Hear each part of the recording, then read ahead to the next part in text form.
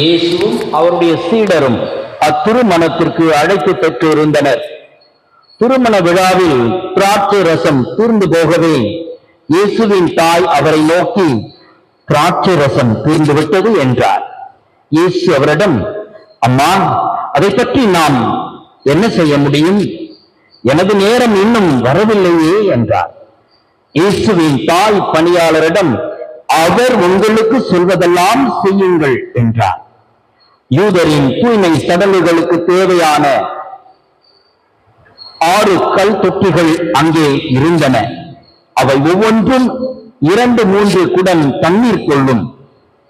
இயேசு அவர்களிடம், இத்தொட்டிகளில் தண்ணீர் நிரப்புங்கள் என்று கூறினார். அவர்கள் அவற்றை விழுந்து வரை நிரப்பினார்கள். பின்பு அவர், இப்போது முன்பு பந்தி மேற்பார்வையாளரிடம் கொண்டு போங்கள் என்று அவர்களிடம் கூறினார். அவர்களும் அவ்வாறே செய்தார்கள். பந்தி மேற்பார்வையாளர் திராட்சை ரசமாய் மாறியிருந்த தண்ணீரை சுவைத்தார். அந்த ரசம் எங்கிருந்து வந்தது என்று அவருக்கு தெரியவில்லை. தண்ணீர் முன்பு வந்த பணியாளருக்கே தெரிந்திருந்தது. ஆகையால் பந்தி மேற்பார்வையாளர் மணமகனை கூப்பிட்டு, எல்லாரும் நல்ல திராட்சை ரசத்தை முதலில் பரிமாறுவர், யாவரும் விருப்பம் போல குடித்த பின்புதான் தரம் குறைந்த ரசத்தை பரிமாறுவர். நீர் நல்ல ரசத்தை இதுவரை பரிமாறாமல் ஏன் வைத்திருந்தீர் என்று கேட்டார். இதுவே இயேசு செய்த முதல் அரும் அடையாளம். இது கலிலேயாவில் உள்ள கானாவில் நிகழ்ந்தது. இதன் வழியாக அவர் தம் ஆட்சியை வெளிப்படுத்தினார். அவருடைய சீடரும் அவரிடம் நம்பிக்கை கொண்டனர். இதன் பிறகு அவரும் அவர் தாயும் சகோதரர்களும் அவருடைய சீடரும் கபர்நாகும் சென்று அங்கு சில நாள்கள் தங்கி இருந்தனர். கிறிஸ்து வழங்கும் நற்செய்தி.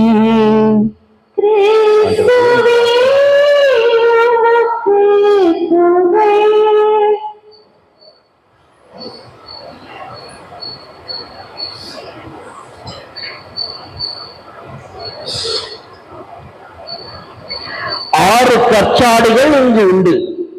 7வது கற்சாடி யார்? இயேசு கிறிஸ்துவிலே அன்பார்ந்த சகோதர சகோதரிகளே, ஒரு திருமணத்திற்கு அழைப்பு வந்தால்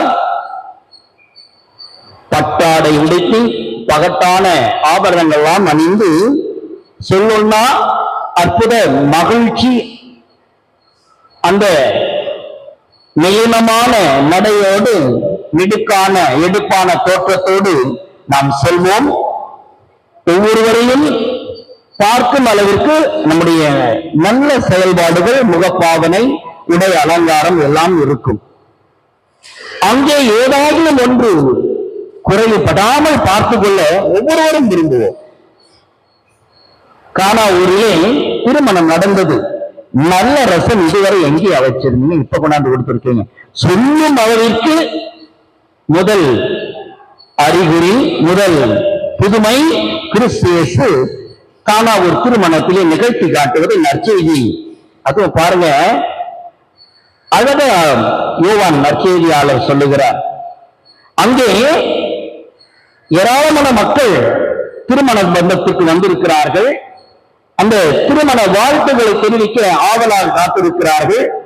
அந்த திருமணத்திலே விருந்து உண்டு மகிழ்கிறார்கள்.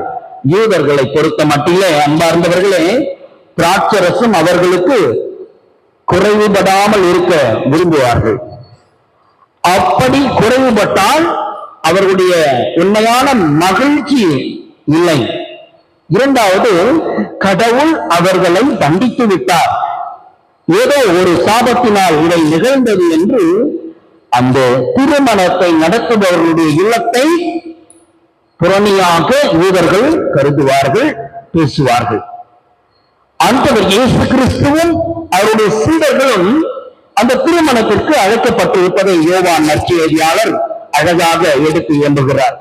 மற்ற நற்செய்திகளெல்லாம் பார்க்கும் பொழுது ஒத்துவமை, அதாவது ஒப்புவமை, ஒரே மாதிரியாக நற்செய்திகளை சொல்லக்கூடிய மத்தேயு, மார்க்கு, லூக்கா, அதிலே கொடுக்கப்படுவது ஆண்டவர் இயேசு நற்செய்தியை சினாகாக்ஸ், அது என்னன்னு சொல்லுவோம், சினாகாக்ஸ்னா இவர்களுடைய ஒரு அறை இருக்கும் இல்லைங்களா, சிறிய அறை. அங்கேதான் அவர்கள் கூடி ஜெபிப்பார்கள் அடிக்கடி. எல்லா தேவாலயம் எல்லா நேரம் திறந்திருக்காது. ஜெபக்கூடம். அந்த ஜெபக்கூடத்திலே ஆண்டவரிடம் சுருளேட்டை கொடுத்து வாசிக்க சொல்லுகிறார்கள். படித்திருக்கும் ஆண்டவருடைய ஆவி என்மேலே படிக்கிறாங்க இல்லைங்களா. அதே போல அன்புக்குரியவர்களே, அவர்கள் இயேசு கிறிஸ்து ஜெபக்கூடங்களிலும் திருக்களிலும் நற்செய்தியை போதித்தார்கள் என்று மத்தேயு, மார்க்கு, லூக்கா அந்த ஒப்புமை நற்செய்தியாளர் சொல்ல. ஆனால் யோவான் நற்செய்தியாளர் அதை காட்டிலும் சற்று வித்தியாசப்படுத்தி திருமண அழகான ஒரு பந்தத்திலே ஆண்டவர் சந்தோஷமாக மக்களை ஆசீர்வதிக்கிறதையும் அங்கே தன்னை இறைவன் அனுப்பியிருக்கிறார் என்ற வெளிப்பாட்டை நீட்டி நற்செய்தியை குறைவுபடாமல் நிறைவாக இருக்கின்ற அந்த கிறிஸ்துவை கண்டுகொள்ளுங்கள் என்று வெளிப்படுத்துகிற அற்புதமான நிகழ்வை நாம் இந்த திருமண பந்தத்திலே பார்க்கிறோம். அன்புக்குரியவர்களே, இயேசு கிறிஸ்து தனக்கு இன்னும் நேரம் வரவில்லை அம்மா. ஏன்? தாயின் உள்ளத்துக்கு மட்டும்தான் தெரியும். குறைன்னா உடனே எல்லா இடத்துல பரப்புரை செய்ய மாட்டார்கள். மாறாக இந்த இல்லத்திலே குறைவுபட்டு இருக்கிறது. ரசம், மகிழ்ச்சி என்ற ரசம் தீர்ந்திருக்கிறது. மகிழ்ச்சியை இரட்டிப்பாக என்றும் நல்ல ரசமாக இருக்கிற எனது மகன் கிறிஸ்து, நீ இவர்கள் மத்தியிலே செயலாக்க வேண்டும், இவருடைய குறையை நீங்கள் தீர்க்க வேண்டும். ரசம் தீர்ந்து விட்டது அப்பா என்று அன்னை அவள் ஓடோடி வந்து கிறிஸ்து இயேசுவிடம் சொல்லுவதை பார்க்கிறோம். எனக்கு இன்னும் நேரம் வரல. எந்த நேரம்? கல்வாரியிலே சிலுவையிலே அறையப்பட வேண்டும். அப்பொழுது வருகின்ற அந்த இரத்தமும் தண்ணீரும் திராட்சை ரசமாக என்றும் குறைவுபடாமல் அனைவருக்கும் மீட்பை தரக்கூடிய அந்த ரசம் வர வேண்டிய நாள் இருக்கிறது. இன்னும் ஆண்டவர் எனக்கு கொடுத்த நாள் இன்னும் வரவில்லை என்று சொல்வதை பார்க்கிறோம். ஆனால் அன்னை மரியாள் பிறருக்காக ஓடோடி சென்றவர். யாராவது ஞாபகம் இருக்குங்களா? 6 மாதத்தில் இருந்தார்கள். கலிலேயா யூதேயா நாட்டில் உள்ள மலை நாட்டிற்கு ஓடினார்கள். இங்கே எலிசபெத் அம்மாவை சந்திக்க ஓடியவர் அவர்கள். இங்கே திருமணத்திற்கு வந்திருக்கிறவர் குறைவுபட்டால் அமைதியை விட்டு விடுவார்களா? ஆகவே நிறைவை தரக்கூடிய கிறிஸ்து நம் மத்தியிலே இருக்கும் பொழுது ரசம் என்றும் தீர்ந்து போகாது, மகிழ்ச்சி என்று நம்மை விட்டு அகன்று போகாது என்பதை இங்கே அன்னை அவர் சொல்லுவதை போல செய்யுங்கள். அப்போ நம்மிடம் தூய நீண்ட நாட்களுக்கு நல்ல ரசமாக இருக்க வேண்டுமானால் யார் நம்ம மத்தியிலே இருக்க வேண்டும்? இந்த பக்கம் சொல்லுங்களேன். எனக்கு கொஞ்சம் வரல, இன்னும் சத்தமே வரல.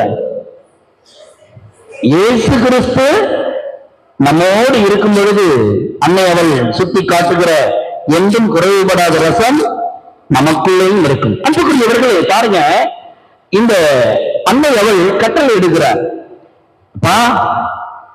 இயேசு சொல்றது பாரு, செய்யுங்க. உடனே என்ன செய்றாங்க? யூதர்களுடைய முறைப்படி 6 கச்சாடிகள் அங்கே இருக்கிறது, வெறுமையாக இருக்கிறது. அன்புக்குரியவர்கள் கவனிங்க, ஒரு கல்யாண வீட்டுல என்ன இருக்கும்? ரசம், அது யூதர்களுடைய வழக்கம். அதே போல தண்ணீர் நிரம்பிய தொட்டிகள் இருக்கும். இங்கே 6 கச்சாடிகள் அங்கே இருக்கிறது. அந்த கச்சாடிகள் நிறைய தண்ணீரை ஊற்றுங்கள் என்று ஆண்டவர் வாழ்வின் ஊற்றான இயேசு இங்கே சொல்லுவதை பார்க்கிறோம். அவர்களும் பணிவோடு பணியாளர்கள் செய்கிறார்கள். அந்த 6 கச்சாடிகளையும் ஆண்டவர் ஆசீர்வதித்து அவற்றை மேற்பங்கியாளரிடம், ஏன் ஒவ்வொருவருக்கும் ஒரு பொறுப்பாளர்கள் இருப்பார்கள், அவர்களை கொண்டு செல்லுங்கள் என்று சொல்லுகிறார் இயேசு. அன்புக்குரியவர்களை பாருங்க, அந்த மேற்பார்வையாளருக்கு இது எங்கிருந்து வந்ததுன்னு தெரியாது, தண்ணீர் என்றும் தெரியாது. எடுத்து சுவைத்து பார்க்கிறார். எப்பா, என்னப்பா இவ்வளவு நாள் எங்கப்பா வச்சிருந்த? இவ்வளவு நேரம் நம்ம வழக்கு என்ன பண்ணுவாங்க? மட்டையாகும் போதுதான் எல்லாம் கலந்து விடுவாங்க. அது எதுவா இருக்கலாம். பொங்கல் நாள்ல ஊர் நாள்ல இது அப்புறம் ஞாபகப்படுத்துங்க, மறந்துட்டுனா கூட இந்த ஊர்ல என்ன பண்ணுவாங்க, முதல்ல கலர்களை ஊற்றி அல்லது வாசனை திறமைகளை ஊற்றி ஓடோடி விளையாடுவாங்க. மஞ்சள் நீராட்டு விழான்ற போல மஞ்சள் தெளித்து விளையாடுவார்கள். ஆனால் அவர்கள் ஓவரா என்ஜாய் ஆன உடனே அங்க இருக்கிற மாட்டு சாணங்கள் இதெல்லாம் விளைச்சல் நடக்கும். மாட்டு சாணங்கள் இருக்கிறதெல்லாம் கரைச்சி மேலே ஊற்றுவாங்க. அது போல இது அதனால சேர்க்காதீங்க, சும்மா போய் அன்புக்குரியவர்களே அந்த மாதிரி மட்டையான போது இவர்கள் கலந்து கொடுப்பாங்க, தரம் குறைந்ததை கொடுப்பார்கள். ஆனால் இவ்வளவு நேரம் தமிழர்களுக்கு அப்படியே சிரிக்கிறார், நல்லது, ஆசீர்வாதமானது. அன்புக்குரியவர்களே அந்த நேரத்தில் மேற்பார்வையாளர் சொல்லுகிறார், இவ்வளவு நேரம் எங்க வச்சிருந்தீங்க இந்த நல்ல ரசத்தை? எல்லாரும் தரம் குறைந்ததை நல்லா குடித்த பிறகுதான் கொடுப்பார்கள், ஆனால் நீர் மறைத்து வைக்கிறீர்கள் போலும் என்று சொல்லி ஆச்சரியப்படுவதை பார்க்கிறோம். இறைமகன் இயேசு செய்த முதல் அற்புதம் இந்த கானாவூர் திருமணத்திலே தண்ணீரை திராட்சை ரசம் மாற்றியது. நிறைவான இறைவன் நம்மோடு இருக்கும் பொழுது குறைவு எல்லாம் நம்மை விட்டு அகன்று போகும். நமக்காக பரிந்து பேசுகிற அன்னை நம்மோடு இருக்கின்ற பொழுது குடும்பத்திலே அல்லது திருமண பந்தத்திலே ஏற்படுகிற குறைவுகள் மறைந்து மாறி போகும். ஆசீர்வாதம் மிகுந்தவர்களாக நாம் இருப்போம். மட்டையாவது முக்கியமல்ல, மற்றவையெல்லாம் மிகுந்தது முக்கியத்துவம் கிறிஸ்துவுக்கு கொடுக்க வேண்டும் என்பதை யூதர்கள் மறந்து போனார்கள். அதைத்தான் இங்கே ஆண்டவர் தன்னை வெளிப்படுத்துகிறார். அற்புதங்களையும் அருள் அடையாளம் இறுதியாக செய்த வேறுவான முதன்மையான அதிசயம் எதுன்னு சொன்னா இயேசுவின் உயிர்ப்பு. அதனுடைய முதல் நிகழ்வுதான் இந்த கல்வாரி பாடுகளுடைய நிறைவை சொல்றார். எனக்கு இன்னும் நேரம் வரவில்லை, ஆனால் கானாவூரிலே திருமணத்திலே தண்ணீரை ரசமாக மாற்றுவார். 7வது கற்சாடி யாருங்க? இப்ப புரிஞ்சிருக்குமே யாருன்னு. 6 கற்சாடிகள் அங்கே இருந்தது. இப்போ 7வது கற்சாடியாக இருப்பது யார்? இயேசு கிறிஸ்து தான். ஒரு எல்லாருமே கைகள் தட்டுங்க. இயேசுவுக்கே புகழ், இயேசுவுக்கே நன்றி சொல்ற நம்முடைய முதல் வரிசையில் அமர்ந்திருக்கிறார். வாழ்த்துக்கள், வாழ்த்துக்கள். அன்புக்குரியவர்களே, பழைய ஏற்பாட்டுல ஈசாக்குக்கு ஆபிரகாம் பெண் தேட வேலையாட்களை அனுப்பி வைக்கிறார். அங்கே அந்த வேலையாள் சென்று கிணற்று அருகே சென்ற உடனே அங்கே ரெபேக்காள் வருகிறார். நம்ம பேர் ரெபேக்காவா? ஈசாக்குடைய மனைவி பேர் என்னங்க? கரெக்டுங்களா? ரைட். அவங்க தண்ணீர் வந்து வருகிறாங்க. அப்போ ஈசாக்குக்கு துணை கிடைக்கிறார்கள். அதே போல யாக்கோபுக்கு அவருடைய மனைவி பேரு யாக்கோபு. இன்னொருத்தர் ராக்கேல் வருகிறார். ராக்கேல் தான் முன்னாடி, சரிங்களா? ஏன்னா அவங்க பெரியவங்க, சின்னவங்களதான் லேயாவை தான் அவர் விரும்புவாரு. ஆனா இவருக்கு தான் இவர்களதான் முதல்ல திருமணம் பண்ணி வைப்பாங்க. சரி, அன்புக்குரியவர்களே, இந்த மாதிரி இவரோட அரசராக சவுல் வருகின்ற பொழுது பெண்கள் தங்களுடைய தோள்களிலே தண்ணீர் கூட நீந்து வரும்பொழுது அவர் அரசர் என்று நிலை பெறுகிறார். சாமுவேல் அவரை அபிஷேகம் செய்து அரசர் என்று அறிவிக்கிறார். ஆகவே இந்த கற்சாடி அருகிலே வந்த கிறிஸ்து இயேசு 7வது கற்சாடியாக இங்கே தன்னையே என்றும் தீராத, என்றும் குறைவுபடாத நிறைவான ரசமாக, நல்ல ஒரு ரசமாக இயேசு அங்கே வருவதைத்தான் இன்றைய நாளிலே நாம் சிந்திக்க அழைக்கப்படுகிறோம். நம்முடைய குடும்பங்களிலே இயேசு இருக்கின்ற பொழுது, நம் உள்ளங்களிலும் இல்லங்களிலும் இயேசு பிரசன்னமாக இருக்கின்ற பொழுது நமக்கு ஒருபோதும் குறைவுபடுவதில்லை என்பதை இன்றைய வாசகங்கள் நமக்கு எடுத்து வேண்டுகின்றன. 2வது வாசகத்திலே தூய ஆவியார் நமக்கு கொடுக்கின்ற அருள் வரங்கள், பல்வேறு வரங்கள் இருக்கின்றன. ஒவ்வொருவருக்கும் ஒவ்வொரு வரங்கள் கொடுக்கப்பட்டு இருக்கிறது. யாரும் வெறுமனை விடப்படவில்லை என்பதை இங்கே பதிவு செய்ய இந்த 2ஆம் வாசகம் நமக்கு முதல் நிலையாக இருக்கிறது. ஒவ்வொருவருக்கும் ஒரு வரம்.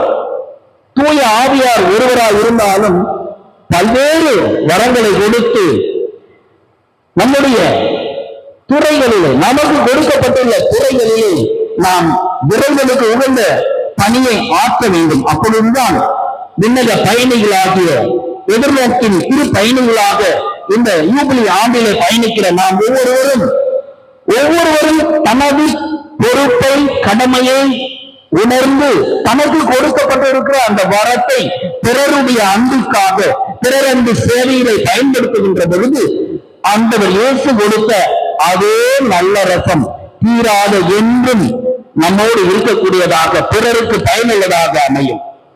அந்த ரசத்தை இயேசுவிடம் தொடர்ந்து கேட்போம். அவர் நமக்கு எப்பொழுது நம்மோடு இருந்து தருகிறார். நம்முடைய சுதந்திரத்தையும் நமக்கு கொடுக்கப்பட்டிருக்கிற அருள் வரங்களையும் நாம் தான் தோன்றித்தனமாக அல்ல, கிறிஸ்து இயேசுவின் தந்தையாம் இறைவனின் தூய ஆவியாரின் துணை கொண்டு நாம் செயலாற்ற வேண்டும் என்பதை ஆண்டவர் இயேசு இன்றைய நாளிலே நமக்கு உணர்த்துகிறார். அன்புக்குரியவர்களே, கானாவில் இயேசு செய்த முதல் அருள் அடையாளத்தில் அவர் தனது மாட்சியை வெளிப்படுத்தினார். அவருடைய நீதியின் அரசாட்சியை இதோ கல்வாரி சிலுவையிலே முத்தாய்ப்பாய் அறிவிக்கிறார்.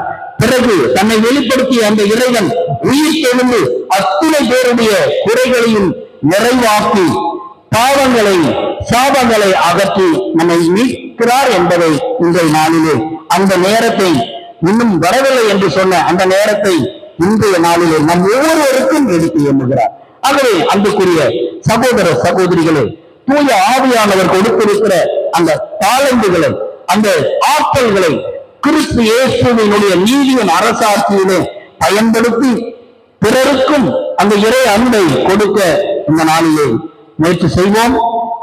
அன்போடு, மகிழ்ச்சியோடு, கனிவோடு நாம் செயலாற்றுகின்ற பொழுது என்றும் குறையாத வற்றாத ஜீவ ஊற்றான இயேசு கிறிஸ்து நம்மோடு பயணிப்பார். இறை மகன் இயேசுவின் பெயரால் அனைவருக்கும் வாழ்த்துகளும் பாராட்டுகளும் இறைவனுடைய பெயர் என்றென்றும் வாழ்த்தப் பெறுவதாக. ஆமென்.